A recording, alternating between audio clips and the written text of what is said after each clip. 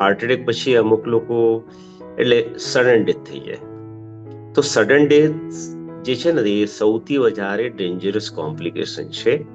એમાં શું છે કે મેઇન આર્ટરીમાં જ્યારે બ્લોક હોય તો એકદમથી હૃદયનું સર્ક્યુલેશન રૂકી જાય અને એ હૃદય કામ ના કરે.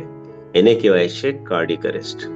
એન્ડ કાર્ડિક અરેસ્ટમાં તમે સાંભળ્યું હશે કે અમુક નેતા લેક્ચર આપતા આપતા સ્પીચ આપતા આપતા રહી ગયા, અમુક સિંગર ગાના ગાતા ગાતા એટલે કોલેપ્સ થઈ ગયા, અમુક બોક્સર, અમુક ફૂટબોલર, અમુક cricketer they died on the field. એટલે તો એમને મેજર હાર્ટ એટેક આવે. તો one of the cause of sudden heart death major heart attack. બીજું કોમ્પ્લિકેશન શું છે કે તમારી પમ્પિંગ ઓછું થઈ જાય, તમે સર્વાઈવ કરો, હોસ્પિટલ પહોંચી જાઓ તો એટલે પમ્પિંગ ઓછું હોવાના કારણે તમારા લંગમાં પાણી ભરાઈ જાય, એને એક્યુટ પલ્મોનરી એડીમા કહેવાય. કિડની પર અસર થઈ જાય, યુરિન આઉટપુટ ઓછું થઈ જાય, ક્રિએટિનિન ઉપર ચલી જાય ને ક્યારે ક્યારે ઇલેક્ટ્રિકલ સિસ્ટમ તમારા હૃદયની ઓછી થઈ જાય કે બ્લોક થઈ જાય તો કમ્પ્લીટ હાર્ટ બ્લોક કહેવાય. તો આપણે એમને પેસમેકર ટેમ્પરરી નાખીને પરમાનન્ટ પેસમેકર પણ નાખવો પડે.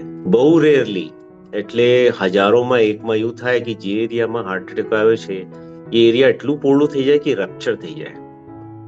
એને કહેવાય છે પોસ્ટ ઇન્ફાર્ક્શન રપ્ચર. એ રપ્ચરમાં લોકો વચતા નહીં, કારણ કે જેવું જ રપ્ચર થયું તેવું જ સર્ક્યુલેશન એટલે સ્ટોપ થઈ જાય.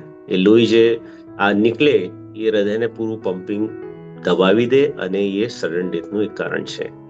ક્યારે ક્યારે અંદર જે વેન્ટ્રિકલ હોય લેફ્ટ એન્ડ રાઈટ એના વચ્ચેનું જે એરિયો ડેમેજ થાય તો એના વચ્ચેનું એક કમ્યુનિકેશન ચાલુ થઈ જાય. એને કહેવાય છે વેન્ટ્રિક્યુલર સેપ્ટલ ડિફેક્ટ એટલે VSR.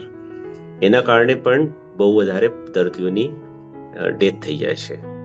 અને ત્રીજું કારણ એ છે કે જે હાર્ટનો હૃદયનો વાલ્વ હોય એને માઇટ્રલ વાલ્વ કહેવાય, એને સર્ક્યુલેશન અફેક્ટ થાય તો એ લીક થવા માંડે. તો વાલ્વુલર કોમ્પ્લિકેશન્સ, રપ્ચર, આ બધા કોઝિસ ઓફ ડેથ એટલે માં આવે. સડન ડેથ ક્યારે ને અમુક પેશન્ટનું એવું થઈ જાય કે હાર્ટ ફેલિયરથી બહાર જ નહીં આવતા અને એને ટ્રાન્સપ્લાન્ટ પર કરવું પડે ક્યારે હૃદય એટલે બદલવું પડે.